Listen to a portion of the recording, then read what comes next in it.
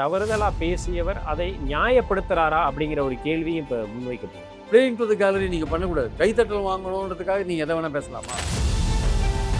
நாள் முழுவதும் நடந்த விஷயங்கள் இருக்குல்ல, அது ஒருவேளை தாவேகா அரசுக்கு குறிப்பா முதலமைச்சர் விஜயோட எண்ண ஓட்டத்துக்கு பேக் ஃபயர் ஆயிருச்சோ? தூங்கி வழி இந்த திமுக காரங்களை ஆக்டிவேட் பண்ணி உதயநிதிக்கு கண்ணியம் தேவை, பக்குவம் தேவைன்னு நம்ம பேசும்போது முதலமைச்சர் பதவியில் இருக்கும் விஜய்க்கும் அதே தானே. அல்லு சில்லு இந்த குத்து பரோட்டா இதெல்லாம் அதில் ஒரு கண்ணியம் வேணும் அவருக்கு ஆட்களாக. அவர் கிட்டத்தட்ட ஒரு பொம்மை முதல்வராக இருப்பார். மற்றபடி எல்லா ஆக்ஷன்ஸுமே நாங்கள் தான் எடுப்போம், நாங்கள் தான் கவர்மெண்ட்டுங்கிற ஒரு இடத்துல இருந்து அமைச்சர் ஆதவ அர்ஜுனா பேசுகிறார். அப்போ இன்னும் நிறைய பவர் சென்டர்ஸ் அங்கே இருக்குது. விஜயோடைய மனசை பேசுகிறாங்களா இல்லை அவங்க தானே வந்து டிசைட் பண்ணி பேசுகிறாங்களான்றதெல்லாம் நமக்கு இன்னும் தெரியல.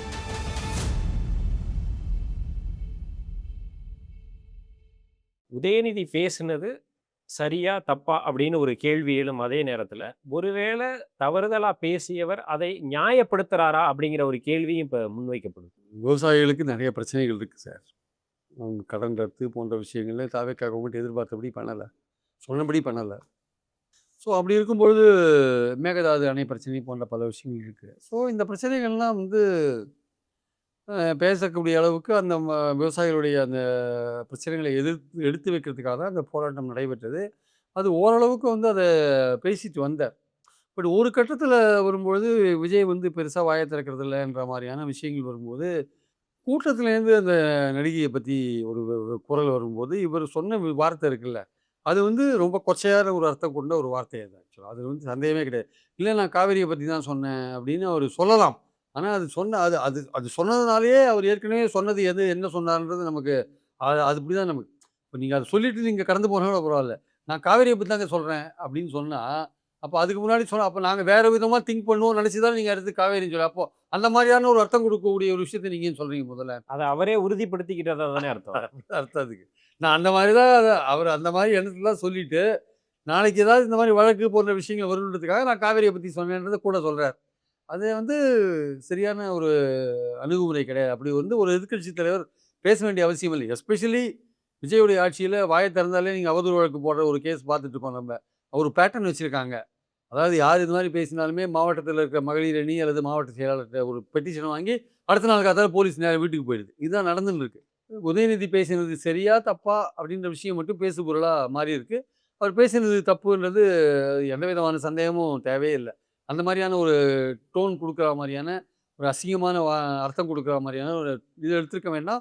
அரசியல்லையே சம்மந்தப்படாத ஒரு நடிகையை பற்றி தேவையில்லாமல் கூட்டத்தில் என்ன வேணால் பேசுவாங்க. பட் பொறுப்புள்ள தலைவராக இருக்கிற நீங்கள் அதை கடந்து போகணுமே தவிர அதிலேருந்து ஒரு கியூ எடுத்து நீங்கள் என்ன பண்ணுறீங்க, ஒரு கமெண்ட்டை பாஸ் பண்ணுறீங்க. அது கேவலமான கமெண்ட்டாக இருக்குது. அது நீங்கள் வந்து இன்னும் கொஞ்சம் மெச்சூரிட்டி தேவை. உதயநிதிக்கு இன்னும் கொஞ்சம் மெச்சூரிட்டி தேவை. இது கூட்டத்தில் பலவிதமான விஷயங்கள் அவங்க பேசுவாங்க. ஆனால் நீங்கள் தான் அதை வந்து எப்படி வந்து அதை ஜென்டிலாக கையாளணுன்றது உங்கள் கையில் தான் இருக்குது ஆக்சுவலாக. அதாவது அவங்க இப்போது அரசியல் எப்படி ஆகிப்போச்சுன்னா, இந்த தாவேக்கா வந்த பிறகு இந்த மாதிரியான ஒரு விஷயங்கள் மேடையில் வந்து இப்போ அல்லு சில்லுலாம் சொல்கிறாரு யார் விஜய்.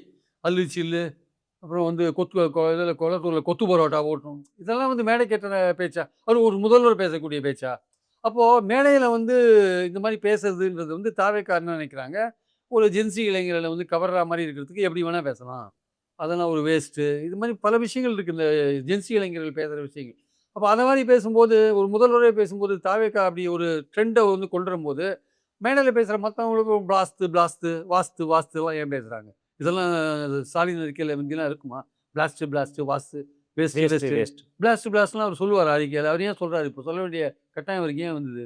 தாவேக்காவை வந்து விஜய் பயன்படுத்துகிற வார்த்தைகள் தாவேக்கா கூட்டத்தில் அந்த ஜென்சி இளைஞர்களுக்காக அந்த இளைஞர்களுக்காக பயன்படுத்துகிற வார்த்தைகள் அதே வந்து மற்ற கட்சிகளும் பயன்படுத்துகிறாங்கல்ல.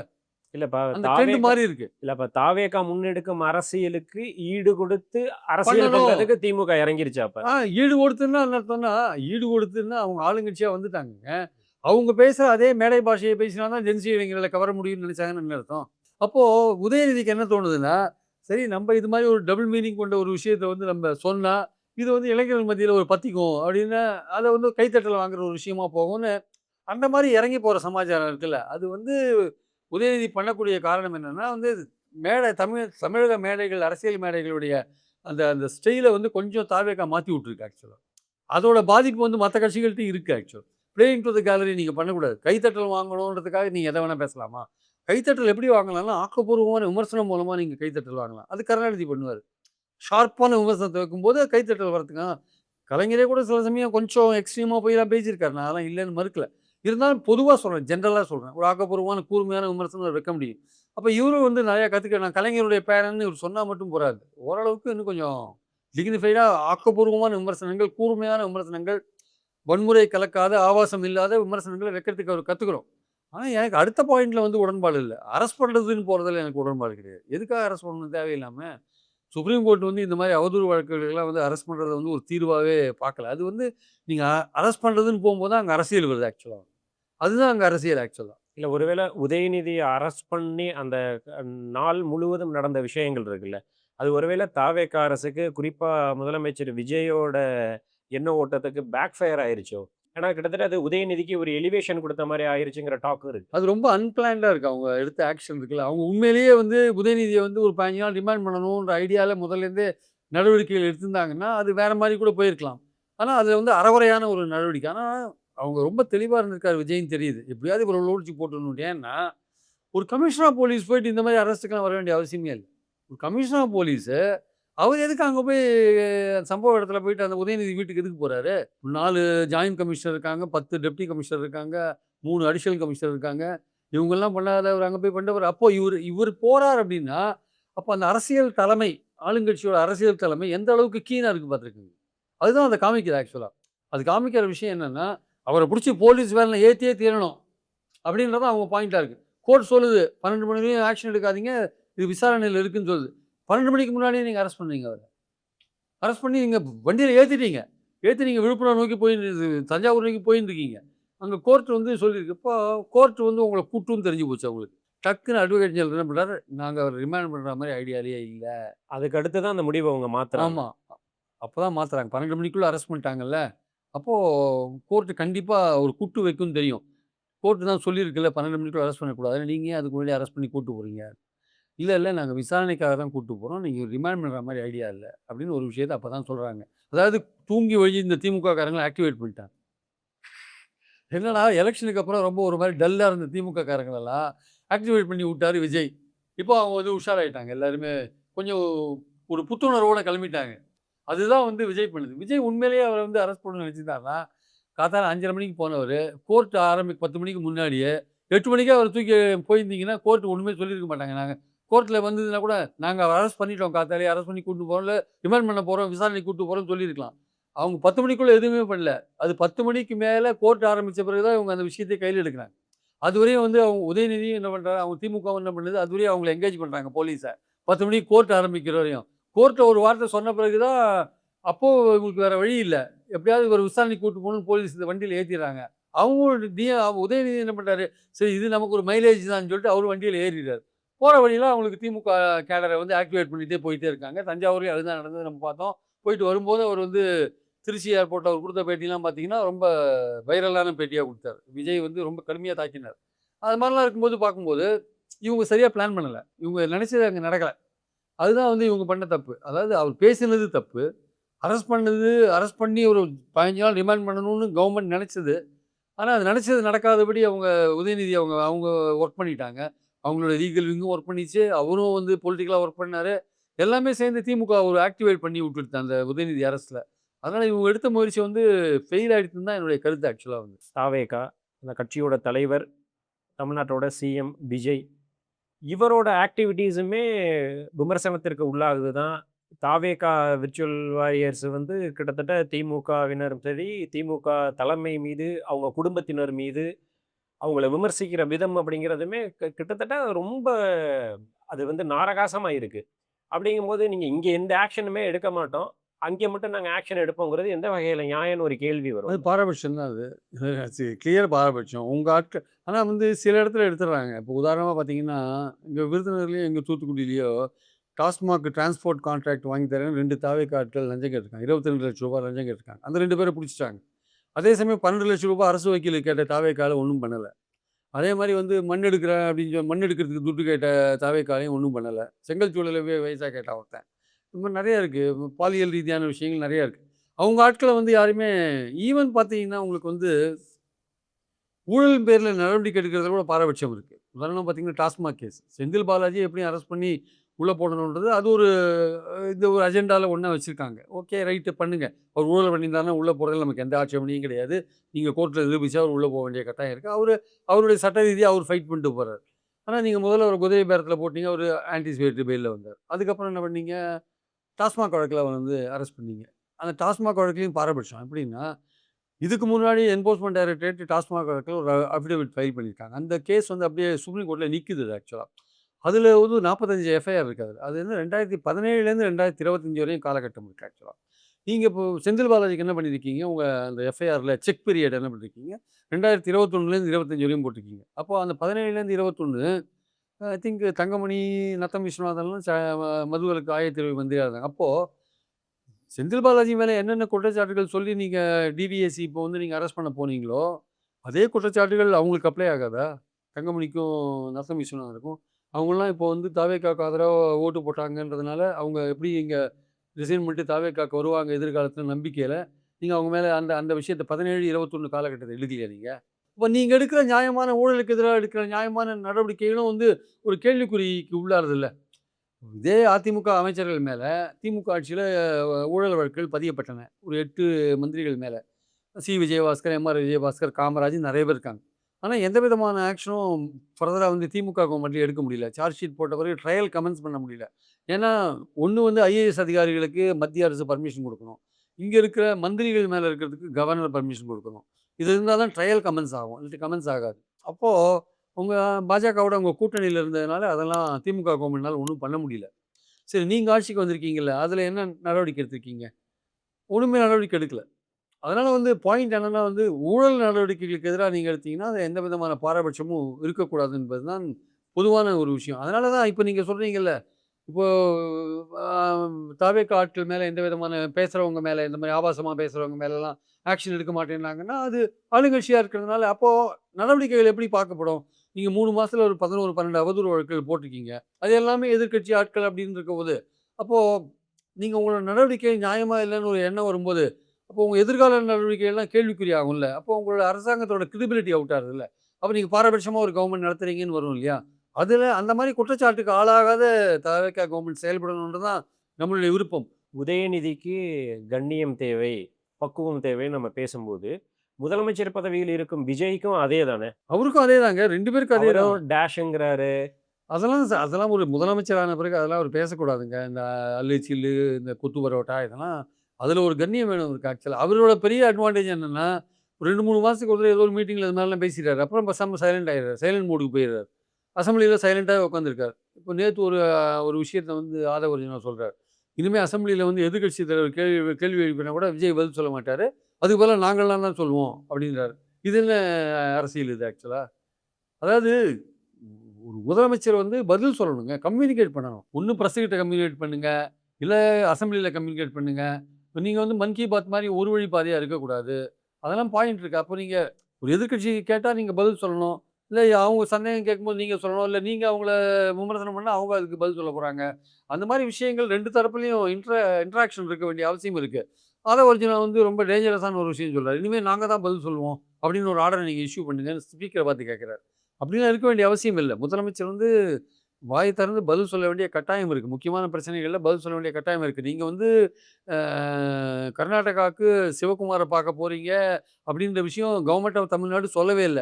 ஆனா அந்த விஷயம் வந்து கிட்டத்தட்ட 10 நாளா பொது வெளியில இருந்தது. நீங்க யார் கூட போறீங்க, என்ன போறீங்க அது மாரிலாம் இருந்தது. கடைசியில சிவகுமார் வந்து நீங்க வர வேண்டாம்னு சொன்ன பிறகு தான் நீங்க போறா மாரி இருக்கிற ஒரு ஐடியா தெரிஞ்சுது. அதுக்கப்புறம் நீங்க என்ன சொல்றீங்க, நிர்மல்குமார் போறா மாரி ஐடியாவே எங்களுக்கு இல்ல. நாங்க சுப்ரீம் கோர்ட்ல தான் கேஸ் போட்டதா இருக்கோம். அப்போ முதல்ல நீங்க போறா மாரியான ஒரு செய்திய வெளியில விட்டது யாரு? சிவகுமார் சொன்ன அப்புறம் தான் நீங்க போறா மாரி ஐடியா இருந்தது தெரிஞ்சது. முதல்லயே உங்களுக்கு சுப்ரீம் கோர்ட்டுக்கு தான் போணும்னு நீங்க நெனச்சிருந்தீங்க. அது முதல்லயே போயிருக்கலாமே. நீங்க போறா மாரியான ஒரு விஷயத்த எதுக்கு சர்க்குலேட் பண்ணீங்க? அப்போ இந்த கவர்மெண்ட்ல வந்து ஒரு கம்யூனிகேஷன் கேப் இருக்கு. அது வந்து முதலமைச்சருக்கும், மந்திரிகளுக்குமே ஒரு கம்யூனிகேஷன் கேப் இருக்கா? இல்ல அது இன்னும் புரியல. இல்ல அதிகாரிகள் சரியா இல்லையா? ஒண்ணும் இல்ல. 2டே மாசத்துல அந்த வாட்டர் ரிசோர்ஸ் செக்ரட்டரிய மாத்துறாங்க. 2டே சத்யபிரகாஷ் சாஹூவ எதுக்கு மாத்துறாங்க? 2டே மாதத்துல அவர மாத்துறாங்க. காவேரி பிரச்சனை முக்கியமான பிரச்சனை. அந்த நேரத்துல அவர மாத்துறாங்க. அப்ப என்ன தெரியல. என்ன நடந்ததுன்னு தெரியாது. ஏது நடந்ததுன்னு தெரியாது. ஸோ அதனால அங்கேயே வந்து ஈவன் கவர்மெண்ட்டுக்குள்ளேயே வந்து அதிகாரிகளுக்கும் சிஎம்முக்குமான ரேப்போ, கம்யூனிகேஷன் கேப் எப்படி இருக்குன்னு தெரியல. அதே மாதிரி பார்த்தீங்கன்னா மந்திரிகளுக்கும் சிஎம்முக்கான இது கம்யூனிகேஷன் கேப் எப்படி இருக்குன்னு தெரியல. அது அவங்களுக்குள்ள டிரான்ஸ்பரன்சி இருக்கான்னு தெரியல. வெளிப்படையாக நம்ம வெளியிலேருந்து பார்க்கும்போது இவர் கர்நாடகா போன விஷயம் அந்த அஃபேரை மட்டும் பார்க்கும்போது கவர்மெண்ட் கிட்ட ஒரு வெளிப்படைத்தன்மை இல்லைன்றது நமக்கு தெரியுது ஆக்சுவலாக. எதிர்க்கட்சிகளை எதிர்கொள்றது, விவசாய சங்கங்கள் கோரிக்கைகளை எதிர்கொள்றதுங்கிறதுக்கே நாங்க எந்த விஷயத்துக்கும் செவிமடுக்கவே மாட்டோங்கிற நிலைப்பாடு ஒரு கவர்மெண்ட்டுக்கு நல்லதான விஷயமா? இல்லைங்க. இப்போ போன ஆட்சியிலேயே கூட பார்த்தீங்கன்னா, அந்த விவசாயிகள் சங்க தலைவர் பிஆர் பாண்டியன் போன்றவர்கள்லாம் திமுகவ ஆதரிச்சாங்க. கடைசியில ஸ்டாலின் அவங்களலாம் சந்திக்கவே இல்ல. அவரு எதிரா போயிட்டாரு இப்போ. திமுக ஆட்சியிலே அவரு எதிரா போயிட்டாரு. இப்போ இது விஜய் ஆட்சிய பத்தி ஆகா ஓஹோன்னு சொல்லி அதே விவசாயிகள் பிரச்சாரம் பண்ணி அவங்க ஆதரிச்சாங்க. ஏன்னா திமுக ஆட்சி மேல கோவமா இருந்தாங்க. ஆனா இப்போ விஜய் வந்து விவசாயிகள பார்க்குற மாரியே தெரியல. அது மறுபடியும் விஜய் ஆட்சியில இப்போ இந்த கடன் ரத்து போன்ற விஷயங்கள்லாம் அவங்க வருத்தத்தில இருக்காங்க. இந்த குறுவை போன்ற விஷயங்கள் காவேரி நீர் வராதெல்லாம் வருத்தத்தில இருக்காங்க. இப்போ இவங்க வந்து தமிழ்நாடு முழுக்க குறுவை பேக்கேஜ் குடுக்குறதா ஒரு இன்னைக்கு நேத்து பட்ஜெட்ல சொல்லியிருக்காங்க. ஸோ அது எவ்வளோ தூரம் அது சாத்தியம் என்ன? அது எந்த அளவுக்கு வரையறுப்பாங்கன்னு நமக்கு தெரியாது. விவசாயிகள் மொத்தத்தில வந்து ஒரு வருத்தத்தில இருக்காங்க. அது வந்து தெரியுது. ஆனா அவங்க வந்து கர்நாடகாவுக்கு போய் ஒரு பேச்சுவார்த்தை நடத்துறத அவங்க விரும்பல. நமக்கு இருக்கிற ஒரே வாய்ப்பு சுப்ரீம் கோர்ட்டு, இல்ல காவிரி ஆணையம். இது 2 தான் நமக்கு இருக்கிற ஒரே வாய்ப்புன்னு எல்லாருமே சொல்றாங்க. அப்போ இந்த போகணுன்ற ஐடியா வந்து இவருக்கு எப்படி வந்தது ஆக்சுவலா? அந்த பேச்சுக்கள் எப்படி வந்தது? அப்போ அந்த கவர்மெண்ட்ல ஒரு டிரான்ஸ்பரன்சி இல்ல. வேளாண் துறை அமைச்சர் சொல்றாரு, அவர் போவாருன்றாரு. அடுத்து ராஜ்மோகன் சொல்றாரு, இல்ல அத முதல்வர் தான் டிசைட் பண்ணுவாருன்றாரு. கடைசியில அவர் அஃபிஷியலா ஒரு அறிவிப்பு இல்ல. இன்னொரு மாநில முதலமைச்சர் சொல்லி தான் இவர் போற மாரியான ஒரு விஷயம் இருக்குன்றது நமக்கு தெரிய வரும்போது, அப்ப தமிழ்நாட்டு மக்கள டேக்கன் ஃபார் கிராண்டடா வந்து முதல்வர் எடுத்துக்கூடாதுல்ல? ஆதவ அர்ஜுனாவோட நடவடிக்கைகள் எல்லாமே தொடர்ந்து விஜய் அமைதியாக இருப்பார். இல்ல இன்னும் இதா சொல்லப்போனோம்னா, சமூக வலைதளங்கள்ல பேசுபொருளாவே இருக்கிறது. அவர் கிட்டத்தட்ட ஒரு பொம்மை முதல்வராக இருப்பார். மத்தபடி எல்லா ஆக்ஷன்ஸுமே நாங்க தான் எடுப்போம். நாங்க தான் கவர்மெண்ட்டுங்கிற ஒரு இடத்துல இருந்து அமைச்சர் ஆதவ அர்ஜுனா பேசுறாரு அப்ப. இல்ல அவரு எந்த அடிப்படையில பேசுறாரு? அவரு எந்த அடிப்படையில அவருக்கு எந்த அளவுக்கு அவருக்கு வந்து சுதந்திரம் குடுத்து அங்க வச்சிருக்காங்க. நெறைய பவர் சென்டர்ஸ் இருக்கு சார் விஜய் கவர்மெண்ட்ல. விஜய் கவர்மெண்ட்ல வந்து ஆதவ அர்ஜுனா மட்டுமே இல்ல. ஆனந்த் ஒரு பவர் சென்டரா இருக்கார். நிர்மல்குமார் ஒரு பவர் சென்டரா இருக்கார். ஜான் ஆரோக்கியசாமி ஒரு பவர் சென்டரா இருக்கார். ஜெகதீஷ் பழனிச்சாமி ஒரு பவர் சென்டரா இருக்கார். விஷ்ணு ரெட்டி ஒரு பவர் சென்டரா இருக்கார். ஆ வெங்கட்ரமணன் ஒரு பவர் சென்டரா இருக்கார். இன்னும் நெறைய பவர் சென்டர்ஸ் அங்க இருக்கு. ஸோ அவங்க எல்லாருக்குமே என்ன டிவிஷன் ஆஃப் லேபர் என்ன வேலை அவங்களுக்குன்னு தெரியல. ஒவ்வொருத்தருக்கு என்ன வேலை, மந்திரிக்கு என்ன வேலைன்னு நமக்கு தெரியும். ஜான் ஆரோக்கியசாமிக்கும், விஷ்ணு ரெட்டிக்கும், ஜெகதீஷ் பழனிசாமிக்கும், இல்ல வெங்கட்ரமணனுக்கும் என்ன வேலைன்னா, ஒரு ஸ்பெஷல் ரெப்ரசன்டேட்டிவ்ன்றாங்க. பட் அவர் பெரும்பாலும் இங்க தான் இருக்காருன்றாங்க. அப்போ இவங்களுக்கெல்லாம் என்ன மாரியான வேலை? இவங்க எந்த அளவுக்கு கவர்மெண்ட்ட இன்ஃப்ளூயன்ஸ் பண்றாங்க? ஒரு டிரான்ஸ்பரன்ட் போஸ்டிங்கில யாரோட பேச்ச வந்து விஜய் கேட்கிறாரு? சீஃப் செக்ரட்டரி பேச்ச தான் கேட்கிறாரா? அவரே எக்ஸ்டென்ஷனுக்கு ல இருக்கார். அவர் பேச்ச தான் கேட்கிறாரா? இல்ல ஜான் ஆரோக்கியசாமி பேசுறாரா? ஜான் ஆரோக்கியசாமிக்கும், ஆதவ அர்ஜுனாவுக்கும் கருத்து மோதல்கள் உண்டா? அவங்க 2 பேரும் ஒண்ணா பயணம் பண்றாங்களா? இல்ல ஆனந்துக்கும், ஆதவ அர்ஜுனாவுக்கும் ரேப்போ எப்படி இருக்கு? ஆனந்த் முழுக்க முழுக்க கட்சிய கண்ட்ரோல் பண்றாரா? ஆதவ அர்ஜுனா முழுக்க முழுக்க கவர்மெண்ட்ட கண்ட்ரோல் பண்றாரா? இந்த மாரி பல விஷயங்கள் போயிட்டு இருக்கு. பட் நம்மளுடைய பாயிண்ட் என்னன்னா, விஜய் வந்து இவங்க எல்லார் கூடயும் சரியா கோஆர்டினேட் பண்ணி பெர்ஃபெக்ட்டா வந்து தன்னுடைய காரியத்த நடத்திட்டு இருக்காரா? கவர்மெண்ட் நடத்திட்டு இருக்காரான்றது தான் இங்க கேள்வி. இதெல்லாம் ரொம்ப ஆரம்ப கட்டத்துல இருக்கு. இன்னும் கொஞ்சம் நாள் போக போக தான் இந்த பவர் சென்டர்ஸ் உடைய உண்மையான ரோல் என்ன? அவங்க எந்த இடத்துல என்ன வேலை செய்றாங்கன்றதெல்லாம் இனிமே தான் தெரிய வரும். இல்ல இப்ப இப்ப திமுக ஆட்சியில சில பவர் சென்டர்ஸ்லாம் சொன்னாங்க இல்லையா? அந்த மாரி பவர் சென்டர் அது வந்து ஒரு ஃபேமிலிக்குள்ள இருக்கிற பவர் சென்டரா இருக்கலாம். இது வந்து ஃபேமிலி கிடையாது. ஃபேமிலி இல்லாத பவர் சென்டர்ஸ் இருக்குல்ல. அந்த பவர் சென்டர்ஸோட ரோல் என்ன? அந்த பவர் சென்டர்ஸ்க்குள்ள ஒற்றுமை இருக்கா இல்லையா? அதுல யார் அப்பர் ஹேண்ட் எடுக்குறாங்க? அந்த மாரி விஷயங்கள்லாம் இருக்குல்ல. அதெல்லாம் தெரியறதுக்கு இன்னும் கொஞ்ச நாள் ஆகும். கொஞ்சம் மாசம் ஆகும். இல்ல இப்ப நீங்க சொன்ன மாரி அவங்க 4 பேருமே கிட்டத்தட்ட இப்ப ஜான் ஆரோக்கியசாமியா இருக்கட்டும், ஜெகதீஷா இருக்கட்டும், விஷ்ணு ரெட்டியா இருக்கட்டும். இப்ப இது மாரி ஆட்கள் எல்லாருமே திரை மறைவுலயே தான் இருந்து இது பண்றாங்க. அவங்க எங்கேயுமே வெளியில வரதில்ல. வெளியில ஆன் ஸ்க்ரீன் வர்றதே இல்ல.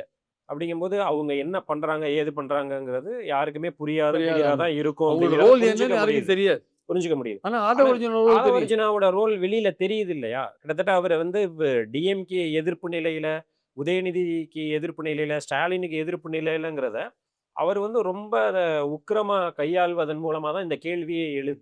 இல்ல இதெல்லாம் காரணம் வந்து விஜய் வந்து அடிக்கடி பேசாத இருக்கிறது, இவங்க பேச வேண்டிய கட்டாயத்துக்கு தள்ளப்படுறாங்க. ஏன்னா யாரோ ஒருத்தர் ரெஸ்பாண்ட் பண்ணி ஆகணும்ல. அதனால ஆதவ அர்ஜுனாவும், நிர்மல்குமாரும் நிர்மல்குமார்லாம் எந்த அளவுக்கு போயிட்டாருன்னா, அதாவது டி.கே. சிவகுமார் வந்து ஸ்டாலினுக்கு ரொம்ப வேண்டியவரு. இங்க நடந்த இந்த தாவேகா எம்எல்ஏ குதிரை பேரத்தில பணம்லாம் வந்து டி.கே. சிவகுமார் தான் குடுத்து அனுப்பிச்சாருன்னு சொல்ற அளவுக்கு போயிட்டாரு நிர்மல்குமார். அந்த அளவுக்கு எக்ஸ்ட்ரீமா போய் குற்றம் சாட்டுறாரு. ஸோ அப்படி வந்து அப்போ திமுக எதிர்ப்பு அப்படின்ற ஒரு விஷயத்த வந்து அது தாவேகாவுடைய ஒரு முக்கியமான ஒரு அஜெண்டா அது. திமுக எதிர்ப்புன்றது. அதில் வந்து இவங்க தெளிவாக இருக்காங்க. எந்த கட்டத்திலையுமே திமுக ஏன்னா அதிமுகவை சைட்லைன் பண்ணுறதுக்கு தான் திமுக எதிர்ப்புன்றத எடுத்தாங்க. பைபோலர் பாலிடிக்ஸில் அதிமுக ஓரங்கட்டணும் அப்படின்ற இடத்துல தான் அவங்க எடுத்தாங்க. அது கரெக்டாக பண்ணிட்டாங்க.